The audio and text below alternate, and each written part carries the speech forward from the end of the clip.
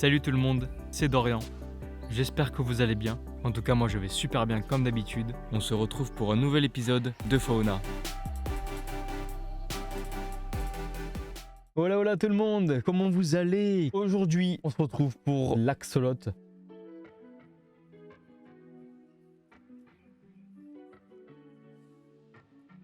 Petit rituel, on va devoir mettre le nom scientifique et le nom scientifique c'est Ambystoma mexicanum. Les axolotes sont originaires des lacs du Mexique. C'est un amphibien de l'ordre des urodèles. Cet animal exceptionnel se démarque par sa capacité à rester à l'état larvaire même à l'âge adulte. Son apparence quelque peu étrange lui vaut l'appellation de monstre d'eau en aztèque. Pourtant son visage arrondi et sa large bouche lui donnent un air particulièrement sympathique. Atteignant l'âge adulte au bout de 18 ou 24 mois, l'axolote mesure 25 cm en moyenne et sa taille varie entre 15 et 33. On va mettre l'axolote mesure 25 cm en moyenne. L'axolote est un animal nocturne. Durant ses heures d'activité, il passe principalement son temps au sol. L'axolote est un chasseur carnivore. Il préfère la nourriture vivante comme les Noplis d'Artemia, les Daphnies ou autres petits invertébrés tels que les vers. Il est possible de les nourrir avec des vers de terre ou des petits morceaux de poisson d'eau douce. La durée de vie de ce petit animal marin est d'environ 10 à 15 ans. Prélevé de son milieu naturel et parachuté dans un milieu terrestre, l'axolote risque de mourir. Certains parviennent toutefois à s'adapter en diminuant leurs branchies pour ensuite respirer par la bouche. L'axolote peut évoluer à l'état larvaire toute sa vie, tout en se reproduisant. Autrement dit, il reste bébé longtemps tant que le temps n'ait presque d'effet sur lui. Mais ce n'est pas tout, l'axolote combine cette caractéristique avec celle de pouvoir régénérer n'importe quelle partie de son corps. Chez l'axolote, c'est assez fabuleux. S'il subit une blessure ou une amputation, non mortelle, cela va de soi, la partie tronquée va repousser quasiment à l'identique. Pour les pattes, mais aussi les yeux, les nerfs, la moelle épinière et même le cerveau. Niveau réparation, c'est plutôt express. Un jeune axolote mettra à peine un mois pour avoir une nouvelle patte totalement fonctionnelle. Plus il est âgé, plus ça prendra du temps, entre 2 et 3 mois. On parle alors de régénération par épimorphose, un processus où des milliers de cellules se multiplient à la surface de la sélection. Franchement, c'est ouf. Entre 12 et 18 mois, l'axolote est en âge de se reproduire. Le mâle va déposer des spermatophores sur les rochers ou les plantes, puis la femelle va se positionner au-dessus pour les insérer dans son cloaque et ainsi féconder les œufs. Il y a plusieurs morphes albinos. Les axolotes sauvages ne sont pas albinos comme beaucoup de gens ont, donc en blanc avec les branchies rouges. La couleur de la nature, en général, c'est un peu du marron gris avec du coup les branchies aussi rouges. Et voilà, ça n'a rien à voir avec l'albinisme. Sa famille, j'ai complètement oublié de dire, de l'ordre des urodèles et de la famille des Ambystomatidae. Allez, hop, planète zoo, c'est parti. On va le faire là-haut, on va prendre un petit chemin, on va le faire là.